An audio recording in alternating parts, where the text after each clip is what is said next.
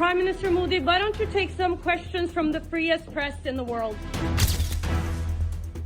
Norway में प्रधानमंत्री नरेंद्र मोदी से सवाल पूछकर सुर्खियों में आई पत्रकार हेले लिंग पर अब कई सवाल उठ रहे हैं और उनमें सबसे बड़ा सवाल यह है कि क्या फेमस होने के लिए पत्रकार हेले लिंग ने ऐसा किया। दरअसल एनडीटीवी और कई न्यूज चैनलों को दिए इंटरव्यू में हेले लिंग ने अब इन सवालों पर चुप्पी तोड़ी है। एनडीटीवी से बातचीत में उनसे उनके इरादे, भारत की समझ, प्रेस फ्रीडम और राहुल गांधी समेत कई मुद्दों पर सवाल किए गए। हालांकि इस दौरान हेले लिंग ने कुछ ऐसी बातें कही जो हैरान करने वाली थी। पत्रकार हेले लिंग ने कहा कि उन्हें नहीं पता था कि भविष्य में उन्हें प्रधानमंत्री मोदी से सवाल पूछने का फिर मौका मिलेगा या नहीं, इसलिए उन्होंने उसी समय सवाल पूछना उचित समझा। जब उनसे पूछा गया कि क्या आपको पता था कि प्रधानमंत्री मोदी आपका सवाल लेंगे, तो इस पर पत्रकार कहती हैं कि लोकतंत्र क्या है। आपके प्रधानमंत्री दुनिया का सबसे बड़ा लोकतंत्र होने की बात करते हैं, लेकिन लोकतंत्र क्या होगा अगर आपके देश के सबसे ताकतवर व्यक्ति से सवाल पूछने की गुंजाइश ही ना हो। हेले ने कहा कि मुझे पहले से पता था कि वो हमारे सवाल नहीं लेंगे और यही बात मेरे काम को और ज्यादा अहम बनाती है, क्योंकि हम किसी विदेशी नेता को यहां आकर लोकतंत्र की परिभाषा तय करने की छूट नहीं दे सकते।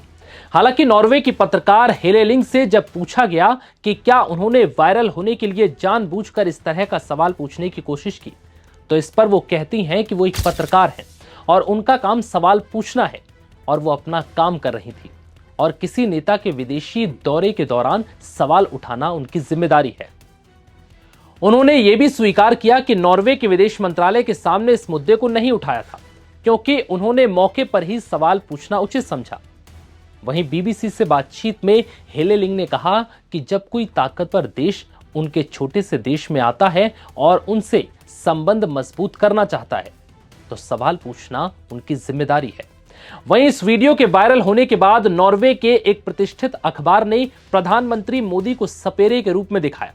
जब इस पर पत्रकार से सवाल पूछा गया तो उन्होंने कोई स्पष्ट प्रतिक्रिया नहीं दी और कहा कि उन्होंने पूरा आर्टिकल नहीं पढ़ा है, इसलिए वो इस पर टिप्पणी नहीं कर सकती।